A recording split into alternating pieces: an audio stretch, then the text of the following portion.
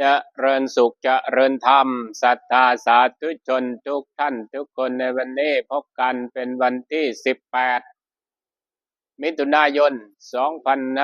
2568เป็นวันพระเป็นวันธรรมสวนะแล้วก็เป็นวันที่ทางวัดเราเนี่ยจะได้พระเพิ่ม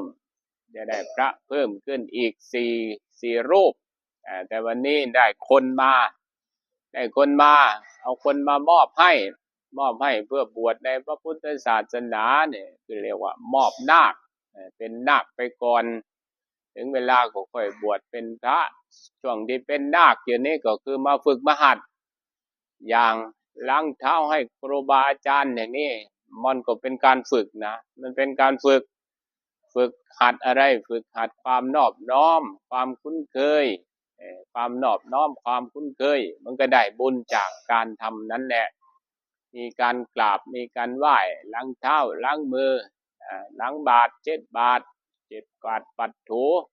กุฏิวิหารทำวัดสวดมนต์ที่ขาดไม่ได้ก็คือสวดนาคให้มันได้ มันถึงไม่ได้ไปโกหกสวดนาคให้ตัวเองสวดให้ได้หมดทุกคนหมดทุกคนทีนี้มันมีอยู่4นาคมันจะเป็นนาคคู่ก็เราก็จะได้เข้าอุปสมบทเนี่ยครั้งละ2รูปก็จะเป็นนาคคู่บวชที่นี่ก็จะเอาไปบวชฉลองอุปชาใหม่ที่วัดป่าหนองกุ้งตำบลหนองกุ้งอำเภอตาลสุมจังหวัดอุบลราชธานีจะบวชในวันที่28รายงานพระอุปชาไปแล้วอาจารย์สวดก่อนนิมนต์ไปแล้วเนี่ยคือบวชเข้ามาเนี่ยมันจะต่างจากโยมนะต่างจากโยมอย่างสิ่งที่เราเคยทำอยู่ที่เป็นโยมอย่างสูบบุหรี่อย่างนี้ก็ให้เลิกเลยล่ะไม่ใช่ลดธรรมดาเลิกเลยดื่มเหล้าอยู่ก็ให้เลิก หรือแม้กระทั่งว่าทำธุรกิจอะไรอยู่ก็ให้เลิก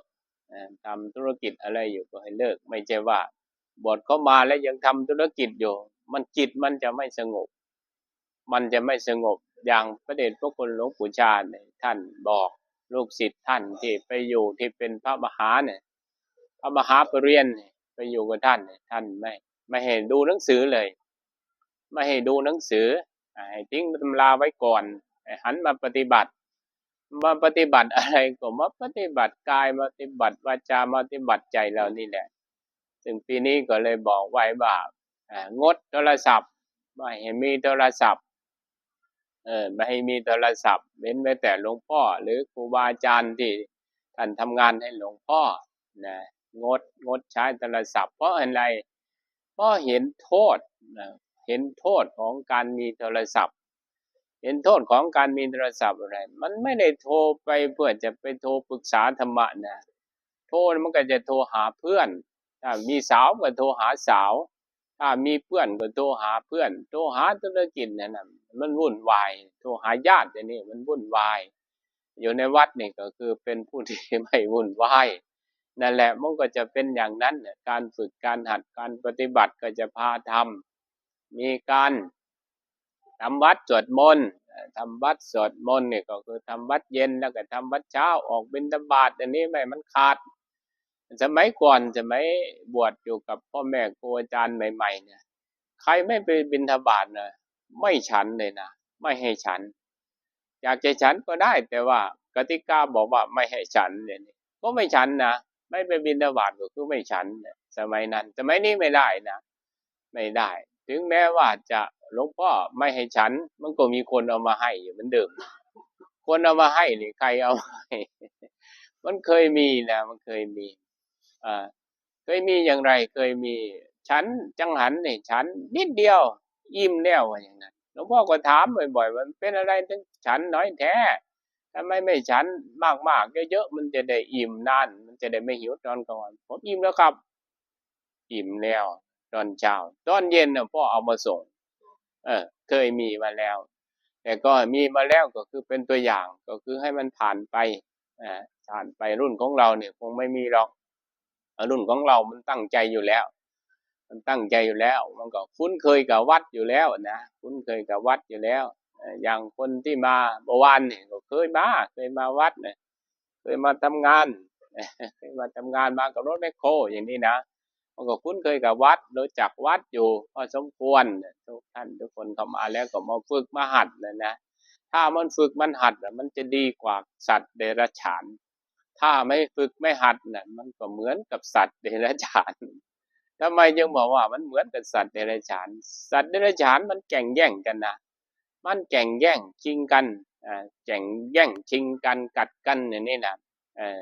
แล้วก็บางครั้งสัตว์เดรัจฉานมันมีการแบ่งปันด้วยนะจะยกตัวอย่างให้ฟังสัตว์เดรัจฉาน2 ชนิดนะ2 ชนิดชนิดแรกก็คือสุนัขหรือหมาเหล่านี้แหละหมาพันธุ์บางแก้วหมาพันธุ์บางแก้วมันเป็นพันธุ์ที่รักเจ้าของแล้วมันก็หวงแหนอาณาเขตของมันถ้าใครเข้ามาผิดปกติมันจะมองอยู่แล้วมันจะงับอย่างเดียวเคยเอามาเลี้ยงทีนี้มันมีหมาตัวเล็กกว่าไปกว่านั้นอีกเอามาอยู่ใหม่นี่บางแก้วเนี่ยมันจะไปอนุเคราะห์นะมันอนุเคราะห์เพื่อนมันน่ะน้องๆมันน่ะมันจะมากินข้าวเนี่ยกินข้าวก้นบาทมันจะกินให้อิ่มเลยท้องกลมนั่นแหละมันกินให้อิ่มพอมันกินอิ่มเสร็จแล้วมันก็จะวิ่งไปหาน้องๆมันน่ะที่มาใหม่ที่เป็นตัวเล็กๆอยู่น่ะมาแล้วไปถึงนะมันก็จะสำรอกอาหารออกให้เล็กๆนั่นตัวเล็กๆน่ะกินมันทำอยู่อย่างนั้นจนตัวเล็กๆมันโตขึ้นทีนี้มันโตขึ้นมาอีกในระดับหนึ่งมันโตขึ้นมาเป็นหนุ่มเนี่ยมันทำยังไงเนี่ยมันนอบน้อมตัวที่เอาอาหารมาให้มันไหมไม่มันทำยังไงมันกัดเลยทีนี้มันโตขึ้นมาแล้วมันจะเป็นใหญ่มันรู้จักบุญไม่รู้จักคุณทั้งที่ว่าความเมตตามันมีนะความสงเคราะห์มันมีความจิตอนุเคราะห์ของมันน่ะมีไม่มีมันไม่เอาอาหารไปให้น้องๆมันหรอกมันไม่ใช่ลูกมันนะมันเป็นหมาตัวผู้มันไม่ใช่ลูกมันนี่มันเป็นอย่างนั้นสัตว์เดรัจฉานมันจะได้อยู่อย่างเดียวนั่นแหละอย่างเดียวถึงแม้ว่ามันจะมีการสงเคราะห์อยู่แต่ว่าการรู้บุญคุณน่ะมันไม่มีทำไมมันไม่มีก็ดูว่าไอ้ตัวที่มันเคยรับอาหารเนี่ยเขาเอาไปให้มันเนี่ยมันโตขึ้นมามันกัดตัวที่เอาอาหารไปให้มันเห็นไหมมันกัดเนี่ยคนเรามันต้องเหนือกว่านั้นอีกมันต้องเหนือกว่านั้นก็คือลักษณะของคนเนี่ยมันต้องรู้จักบุญรู้จักคุณนี่คือเบื้องต้นมันเลยนะรู้จักบุญจากคุณเนี่ยคืออยากลักษณะของเรามาบวชเนี่ยบุญคุณของใครบุญคุณของพ่อของแม่เนี่ยต้องรู้ให้ได้รู้ว่าพ่อแม่มีบุญคุณอย่างไรไล่มาตั้งแต่นอนอยู่ในท้องออกจากท้องมาท่านก็เลี้ยงดูเรามาเนี่ยบางครั้งบางทีได้ดีบ้างไม่ได้ดีบ้างนั่นบอกท่านก็ทำจนสุดฝีมือเนี่ยก็คือคุณนะคือคุณต่อมาก็ครูบาอาจารย์ที่ครูบาอาจารย์ก็อย่างหลวงพ่ออย่างนี้ก็เป็นครูบาอาจารย์นะเข้ามาในวัดเนี่ยหลวงพ่อเป็นทั้งครูเป็นทั้งอาจารย์เป็นทั้งพ่อเป็นทั้งแม่คนเดียวนี่แหละมีอะไรก็ปรึกษาหลวงพ่อคนเดียวนี่ก็พอแล้วหลวงพ่อก็จะพินิจพิจารณาให้ว่าอันนั้นมันเป็นอย่างนี้อันนี้เป็นอย่างนี้เนี่ยเป็นอย่างนั้นนะรู้สิ่งนี้แหละรู้สิ่งนี้คือเบื้องต้นเลยมันจะต่างจากสัตว์เดรัจฉานการแบ่งปันเราก็มีอยู่แล้วนะมีอยู่แล้วทีนี้ไปเห็นอีกตัวอย่างหนึ่งเมื่อไม่นานมานี้แหละไปป่าช้าไปป่าช้าเนี่ยปีนี้ไปป่าช้าฝนก็ตกยุงก็เยอะก็เอาไฟมาสุมไฟแล้วมันเป็นยังไงทีนี้แพ้ควันไฟหายใจก็ไม่ออกมันอาจจะยุงมันอาจจะอาฆาตเราก็ได้นะมันบอกว่ามาไล่มันเดี๋ยวก็เจอประมาณนั้นเนี่ยตอนค่ำมาหายใจไม่ออกมาดูสาเหตุทำไมมันหายใจไม่ออกมาดูมันเป็นเพราะควันไฟที่เรามาสุมไล่ยุงเป็นอย่างนั้นยุงก็เยอะทีนี้มีวันหนึ่งเราไปถึงเนี่ยมันจะมาเลยนะไปถึงป่าช้ามันจะมาเลยมันมีสุนัขหรือหมาตัวหนึ่งนั่นแหละมันจะมาประจำมันจะยิ้มมาเลยนะ มันจะยิ้มแล้วมันจะยิ้มมันจะหัวมาเลยนะมันยิ้มทางไหนยิ้มทางยิ้มทางหางหรือว่าเห็นทางหูยิ้มทางหางเห็นทางหูเคยเห็นไหมหมามันยิ้มนะมันยิ้มทางหางมันจะแกว่งหางอารมณ์มันดีนะมันแกว่งหางอารมณ์มันดีมันแกว่งหางพอมันแกว่งหางแล้วมันก็จะหูมันก็จะหูมันก็จะพับลงนั่นแหละคือยิ้มทางหางเห็นทางหูมันจะยิ้มเลยพระไปป่าช้ามันจะยิ้มมันดีใจนะคนมามันก็ดีใจพระมามันก็ดีใจเพราะอะไรเพราะมันจะได้กินอาหารก็อาหารที่เหลือจากพระนั่นแหละมันจะได้กินข้าวกินอาหารเหลือจากพระมันมีอีกตัวหนึ่งที่อันมีอีกตัวหนึ่งที่เล็กลงไปกว่านั้นเป็นหมาตัวเมียมันน่าจะเป็นหมาแม่ลูกอ่อนลูกมันโตแล้วละลูกมันโตแล้วแต่มันผอมมันตัวเล็กอีกด้วยนะมันก็ขึ้นมาบนศาลาเนี่ยโยมก็นั่งอยู่นี่ละโยมก็นั่งโยอาหารก็วางอยู่นี่เนี่ยมันก็เหมือนกับว่ามันหิวนะมันหิวพอรู้ว่ามันหิวอย่างนั้นนะก็เลยบอกให้พระท่านเนี่ยพระท่านไล่ออกไปโยมก็ไล่ออกไปมันก็รู้นะมันก็รู้ว่ามันก็รู้ว่าเราไม่ชอบให้ขึ้นมาศาลามันก็เดินออกไปรออยู่ข้างนอกพอฉันอย่างนั้นเสร็จพระท่านไปล้างบาตรมันก็จะมีข้าวเหลือโยมก็เลยเอาให้ตัวที่ผอมๆมันนะจิตตัวผอมๆนะให้มันกำลังกินอยู่มันก็ดีใจนะมันได้กินมันดีใจว่าโอ้วันนี้ลาบปากเลี้ยงประมาณนั้นแหละมันดีใจไอ้ตัวที่มันยิ้มใส่เรานะมันเป็นตัวใหญ่ทีนี้มันยิ้มใส่มันเห็นพระไปมันยิ้มใส่มันดีใจมันจะได้กินมันกระโดดกัดเขาเลยกัดเอาเป็นเอาตายนะกัดเอาเป็นเอาตายเลยทีนี้โยมที่เขาเอาให้เขาก็เลยไล่มันไปไล่ออกจากกันมันก็ออกอยู่นะถือค้อนไปมันก็ออกแล้วออกจากกันไอ้ตัวที่มันถูกกัดนะมันก็เดินเข้าไปที่อยู่ของมันไม่รู้ว่าอยู่ไหนนะแต่มันเข้ามาในตรงนั้นเดินไปบ่นไปนะมันบ่นไปตามทางบ่นไปข้าวก็ยังมีเยอะแยะทำไมไม่แบ่งกันประมาณนั้นแหละมันบ่นไปครั้งหน้ากูจะไม่มาที่นี่อีกประมาณนั้นมันบ่นไปนะมันบ่นจริงๆนะหมามันบ่นนั่นแหละอาตมาภาพก็เลยว่าโอ้คนเราก็ไม่ต่างจากมันหรอกไม่ต่างถ้าไม่ยกจิตยกใจขึ้นไม่ต่างจากสัตว์เดรัจฉานอย่างแน่นอนหลังจากที่มันกินอิ่มแล้วนะไอ้ตัวที่มันยิ้มนะมันกินอิ่มแล้วมันก็คาบไปซ่อนไว้เนี่ยเห็นเป็นประจำคาบไปซ่อนไว้เนี่ยมันจะไม่ใช้เท้ามันตะกุยดินนะมันไปซ่อนมันจะใช้จมูกมันดุนดินไปดุนดินไปแล้วก็วางข้าวลงแล้วก็เอาใบไม้กบไว้ไปซ่อนไว้ตรงนั้นทีหนึ่งไปซ่อนไว้ตรงโน้นทีหนึ่งเดินตามถนนไปซ่อนไว้อีกไกลๆนะ3 ที่ที่มันเอาไปซ่อนไว้มันคาบข้าวไปซ่อนไว้มันไปกินไหมไม่ไปกินวันหลังมันก็มา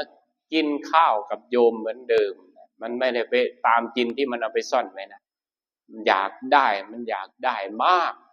อยากได้เยอะนั่นเห็นไหมอยากได้เยอะแล้วเอาไปซ่อนไว้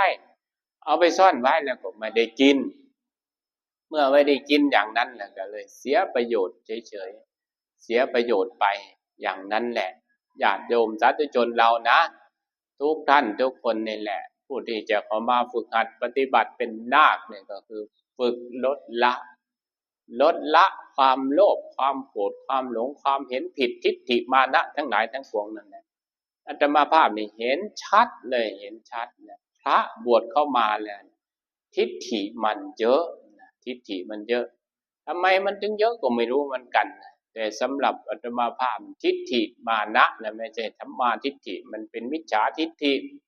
มันมีความเห็นเป็นอัตตามีความเห็นเป็นอัตตานั่นแหละมันมากถ้าทำตามคำแนะนำของครูบาอาจารย์เนี่ยไม่มีปัญหา ไม่มีปัญหาเลยนับตั้งแต่องค์ที่สองลงไปจนถึงองค์สุดท้ายทำตามที่ครูบาอาจารย์ท่านบอกท่านพาทำเนี่ยไม่มีปัญหาในวัดนั้นๆนะไม่มีปัญหาอยู่อย่างสงบอยู่อย่างร่มเย็นญาติโยมสาธุชนเราก็เหมือนกันมาวัดเนี่ยมันได้อะไรจากการมาวัดเนี่ยให้มันได้เยอะๆนะให้มันได้ทั้งบุญให้มันได้ทั้งกุศลนะให้มันได้ทั้งบุญให้มันได้ทั้งกุศลอย่าให้มันมากไปด้วยความโลภความโกรธความหลง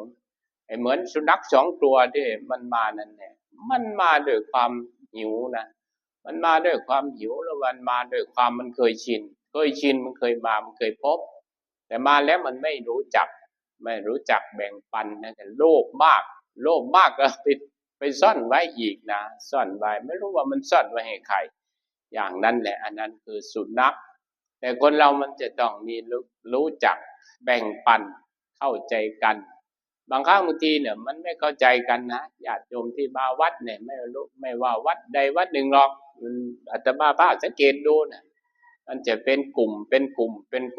ก้อนเยอะเป็นกลุ่มเป็นก้อนอะไรก็แล้วแต่ขอแต่ว่าให้มันขึ้นตรงต่อเจ้าอาวาสขึ้นตรงต่อเจ้าอาวาสคุณจะมาจากไหนก็ตามคุณจะเป็นคนอ้วนคนผอมคนจ่อยคนแห้งอะไรก็แล้วแต่มาจากไหนก็ตามให้ขึ้นตรงต่อเจ้าอาวาสคนเดียวพอพระเจ้าอาวาสท่านก็ดูแลพระเนนอยู่แล้วดูแลพระดูแลเนนไม่ต้องไปขึ้นตรงต่อองค์ที่2ที่3ที่4ไปไม่ต้ององค์เดียวเนี่ยก็พอแล้วทำไมถึงองค์เดียวพอแล้วเพราะอาตมาภาพยืนยันตัวเองได้ยืนยันตัวเองว่าทุกสิ่งทุกอย่างที่มันได้มาเนี่ยพอมันเกิดขึ้นเป็นเอกลาภในวัดเนี่ยมอบให้เป็นส่วนของสงฆ์เวลาใช้ก็ใช้ในกิจการงานของสงฆ์ใช้พัฒนาใช้บำรุงวัดใช้บำรุงพระภิกษุสามเณรอย่างนี้นะมันมั่นใจตัวเองอย่างนั้นเนี่ยมันมั่นใจตัวเองอย่างนั้นญาติโยมสาธุชนทั้งหลายก็ต้องเข้าใจนะเข้าใจในสิ่งที่มันเกิดมีเกิดเป็นนั่นแหละสิ่งที่มันเกิดมีเกิดเป็นในดวงจิตดวงใจของเราคืออะไรคือความโลภความโกรธความหลงเนี่ย3อย่างนี้แหละพยายามลดละเลิกมันให้ได้หรือไม่ก็มันน้อยลงไปถ้ามันมีอยู่นะถ้ามันมีอยู่เนี่ยแม้จะมาวัดอยู่มันก็ไม่สบายใจนะทำไมมันไม่สบายใจมันเห็นหน้ากันว่าเห็นหน้ากันมันก็โกรธกันแล้วดงครัวใหญ่ๆเนี่ยก็อยู่คนละมุมเดี๋ยวนี้มันจะสบายได้ยังไงมันต้องทำใจให้สบายแล้วไม่ได้มาทำอะไรเราไม่ได้มาทะเลาะไม่ได้มาวิวาทไม่ได้มาเข้าใจกันผิดมาอะไรมาทำบุญหรือว่ามาทำกุศลเนี่ยเกิดความฉลาดขึ้นมาอะไรเราทำไปก็ให้มันเป็นสงฆ์เพื่อพ่อแม่ครูบาอาจารย์ก็ขึ้นตรงต่อพ่อแม่ครูบาอาจารย์ขึ้นตรงครูบาอาจารย์ก็ยืนยันเนี่ยองค์นี้เนี่ยยืนยันว่าทำเพื่อสงฆ์อย่างแน่นอน